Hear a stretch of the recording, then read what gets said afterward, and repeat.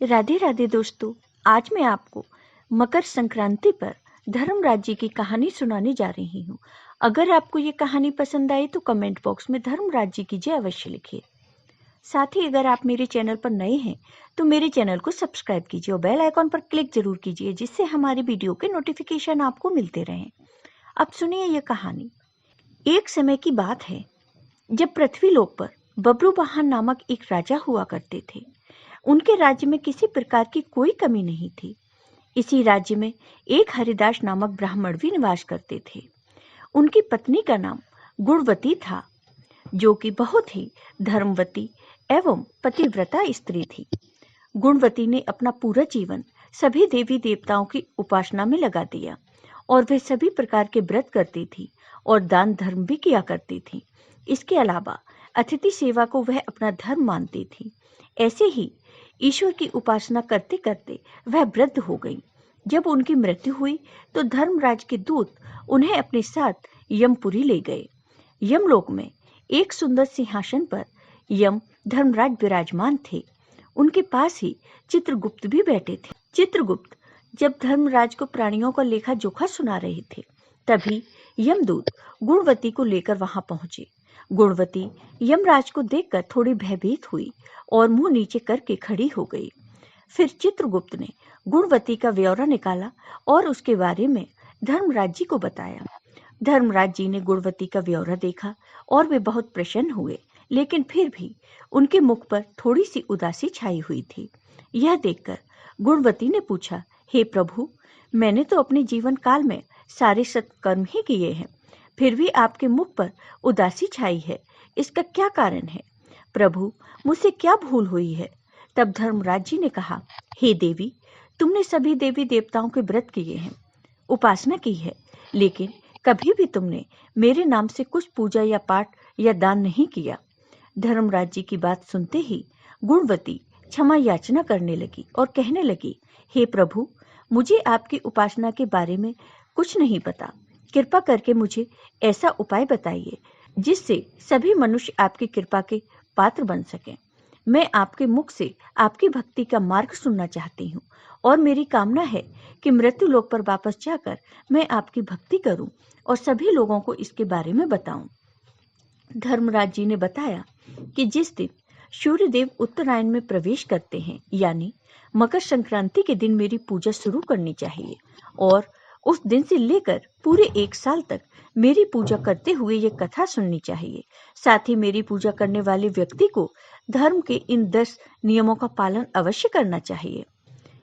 जो नियम इस प्रकार हैं: धीरज रखना यानी संतुष्ट रहना, अपने मन को बस में रखना और सभी को क्षमा करना, किसी प्रकार का दुष्कर्म नहीं करना, मानसिक और शारीरिक शुद्धि का ध्यान रखना, अपनी इंद्रियों को बस में रखना, बुरे विचारों को अपने मन में न लाना, पूजा पाठ और दान पुण्य करना, व्रत की कहानी सुनना, सच बोलना और सभी से अच्छा व सच्चा व्यवहार करना, क्रोध न करना।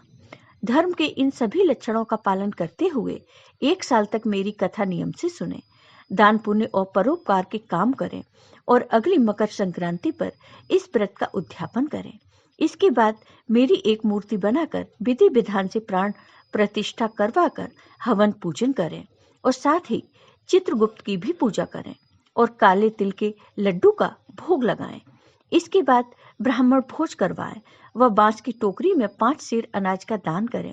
साथ ही किसी जरूरतमंद को गद्दा, तकिया, कंबल, छप्पन, लोटा व वस्त्र आदि का दान करें।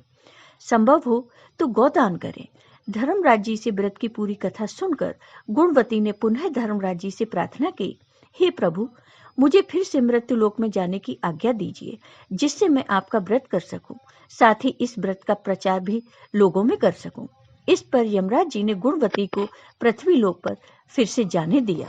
उसी समय गुणवती के शरीर में पुनः प्राणों का संचार हो गया और उसके पुत्र कहने लगे, हमारी माताजी भी जीवित हो गई। इसके बाद गुणवती ने अपने पति और पुत्र आदि को सब बातें बताईं जो धर्मराज जी ने मनुष्यों के कल्याण के लिए कही थी, और गुणवती ने मकर संक्रांति से विधि पूर्वक व्रत और धर्मराज जी की प्रतिदिन पूजा की और स्वर्ग जाने के लिए दान, पुण्य, कर्म आदि भी आरंभ करने लगी।